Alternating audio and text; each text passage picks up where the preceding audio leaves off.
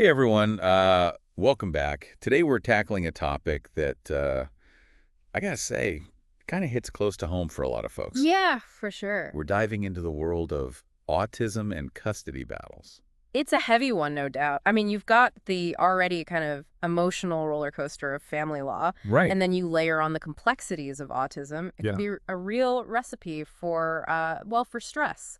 Totally. And that's exactly why we're here. We want to break it down, make it understandable. Right. Our guide for this deep dive is a blog post we found. Okay. It's called Autism in Custody: Understanding the Legal System. Catchy title. And it's from a website called Cheap ABA.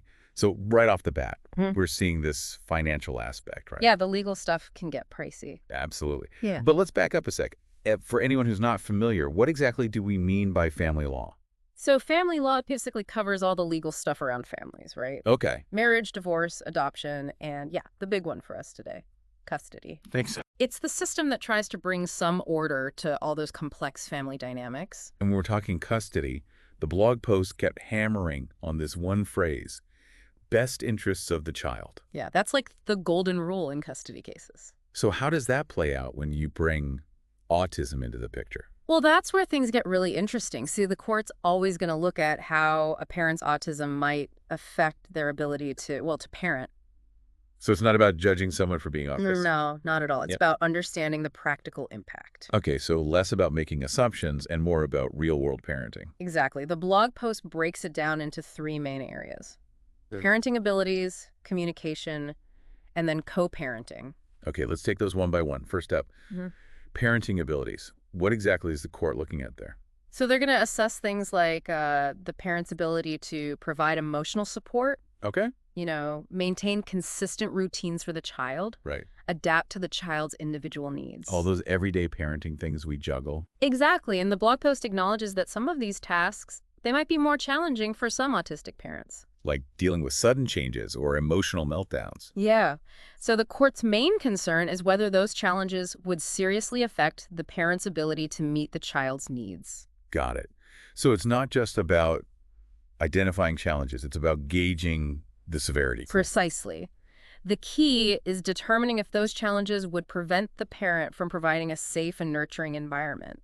So you could have an autistic parent who's amazing at routines but struggles with emotional expression, Right. and the court would have to weigh that, right? Yeah, they'd look at the whole picture, see if those strengths outweigh any potential concerns. It's a nuanced process. Makes sense. Okay. Okay, so we've talked about parenting abilities. What about communication? How does that factor in? Well, communication is tricky, right? Because everyone communicates differently. Right. And what's considered typical communication, well, it can be pretty narrow. Yeah. Some autistic individuals might have trouble expressing themselves clearly. Or understanding those unspoken social cues. Yeah, those can be tough. Or engaging in those back and forth conversations that are so common in courtrooms. I can see how that could be a major obstacle. It is, especially when you consider that the court needs to assess your ability to advocate for yourself, for your child. If you can't get your point across. Right. It could be misinterpreted as disinterest or even incompetence. Like you need a translator. Exactly. A translator for navigating the social and communication rules of the legal system. That's a great analogy. Okay, so we've got parenting abilities and communication. Right. Last one on the list, co-parenting. How does that play into all of this? Okay, so imagine this. You're in the middle of a custody battle, everything's tense, and you're expected to work together with the other parent. Who you might not even be on good terms with. Exactly. Now, for anyone, that's tough, right? Yeah. But for autistic individuals who might struggle with social interaction or conflict resolution, it can be almost impossible. It's like adding gasoline to a fire. You got it.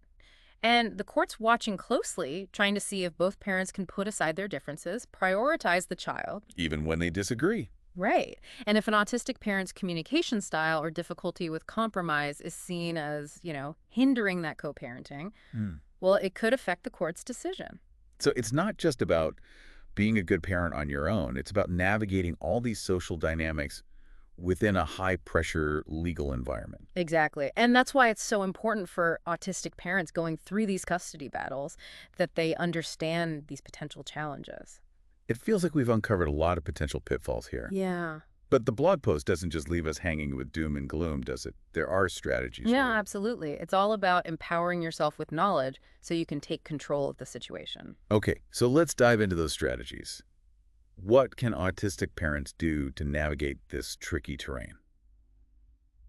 Okay, so we've talked about the challenges, but like you said, the blog post gives us some tools to work with. Exactly. It's not about freaking people out. It's about giving them information. Knowledge is power. Absolutely. Yeah. And the first strategy they highlight is pretty straightforward. Seek legal counsel. Yeah, you gotta have a good lawyer in your corner. But they get specific about the kind of lawyer, right? Right. It's not just any lawyer. It's about finding one who really understands both family law and autism. So why is that so important? Why not just any family lawyer? Think of it this way. If you had a heart problem, you wouldn't go to a foot doctor, right? Okay, yeah, that makes sense. Same thing here. Autism brings unique aspects to a custody case. Stuff a regular divorce lawyer might not be equipped to handle. Right. They might miss those nuances. A lawyer who specializes in both, though. They're like a specialist. Exactly. They get it. They can bridge that gap between the legal world and the autistic parent's experience. They can kind of translate things. Yeah.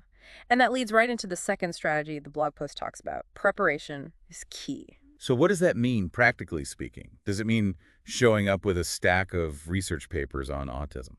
It's more about knowing what the court's looking for and being able to show them, hey, I'm a capable parent. Showing, not just telling. Exactly. Think about it. Parent A walks in, nervous, just says, I love my kid. Okay. Parent B walks in, calm and prepared, lays out a plan for the kid's routine, education, therapy, everything. Wow, yeah. Who do you think seems more on top of things? Definitely parent B. It's like showing you've thought it through. Right. You're demonstrating competence, not just saying it. And I bet that preparation can boost a parent's confidence too, right? Yeah. Walking into court can be intimidating. Right, for sure, confidence matters. Yeah. And that brings us to the third strategy, effective communication. And this ties back to what we were talking about before. Right, about those communication challenges. The blog post even suggests thinking about communication coaches or advocates. Yeah. Because even with a great lawyer, Yeah. if you can't communicate clearly, it can hurt your case. It's like you need someone to help you get your point across. Exactly. They can help you practice explaining things, answering tough questions. So they're kind of like communication translators, right? Yeah. They can help you make sure your voice is heard, you know? That your perspective is understood. Right. Because the court needs to see that you can advocate for yourself and your child. And this brings up something else that struck me.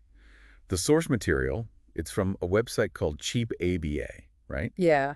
And that's not just a random name. It speaks to something really important. Oh, absolutely. The financial aspect of all this. Legal battles are expensive. Yeah, no doubt. And for families already dealing with the costs of therapy and support services, it's a huge burden. Right, and the fact that this blog post is on a site focused on affordability. It says something, right? It does. It highlights that financial anxiety that many families face. It makes you wonder, are there enough resources out there specifically for autistic parents going through this? That's a great question.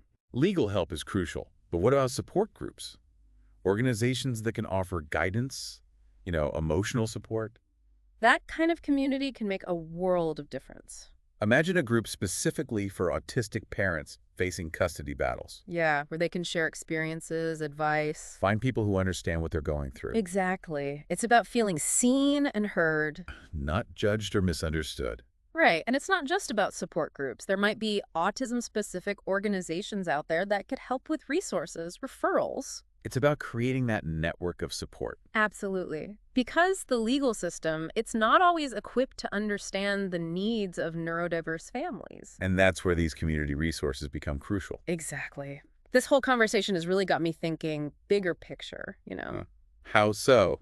Well, we keep talking about best interests of the child. Yeah, it's the guiding principle, right? Right, but how do we make sure that's actually happening for kids of autistic parents? How do we know the system isn't biased against them? That's the million-dollar question. It's about education, challenging those assumptions about autism. Recognizing that different doesn't automatically mean bad parent. Exactly.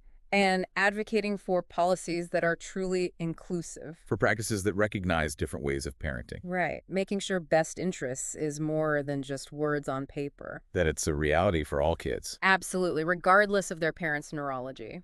Wow, we really covered a lot of ground here. Yeah. We did. Started with that blog post Uh, and ended up talking about like systemic change. it's amazing how these things connect, right? But I keep coming back to that phrase, Which one? best interests of the child. It's supposed to be the foundation. Yeah. But are we really living up to that when it comes to autistic parents and their kids? That's the question, isn't it? Are we truly understanding what's best for all kids? Regardless of how their parents, experience the world. Right. Are our systems flexible enough? Mm. Can we accommodate different parenting styles while still making sure the child is safe? It's a challenge. For sure. But it's also a chance to make things better, right? More fair for everyone. Absolutely. And that kind of brings me to the last question I want to leave our listeners with. Okay, hit us with it. Imagine you could wave a magic wand and change how society supports these families, Okay. especially within the legal system. What would that look like? Ooh, that's a good one. Really makes you think. It does. What would you change? Well, I think judges and lawyers, they should have to learn about autism. Yeah. Really understand it. And courtrooms should be set up to accommodate different communication styles. Making it easier for people to participate. Exactly. And support systems for these parents. They need to be easy to find, easy to access. Like we were talking about before, Exactly. We need a world where different isn't a bad word. where being an autistic parent isn't seen as a disadvantage. Right. A world where those unique strengths are recognized. That's a world worth fighting for. It is. And it's possible. I really believe that. Me too. But it takes all of us, right? Absolutely. Not just those directly affected by autism. We all have a role to play. Educating ourselves, speaking up, advocating for change. Couldn't agree more. And hey, remember this whole deep dive? Uh-huh. It started with just one blog post. Right. There's so much more out there to learn. Keep digging, keep asking questions. You never know what you might find. Exactly. And those questions, that curiosity, It can lead to real change. it can change the world. Well said. And on that note, I think it's time to wrap up. Yeah, sounds good. Thanks for joining us on this deep dive into autism and custody battles. It's a complex topic, For sure. but hopefully you learned something new. And maybe feel a little more empowered to make a difference. Absolutely. Uh, Until next time, keep exploring, keep learning, and keep the conversation going.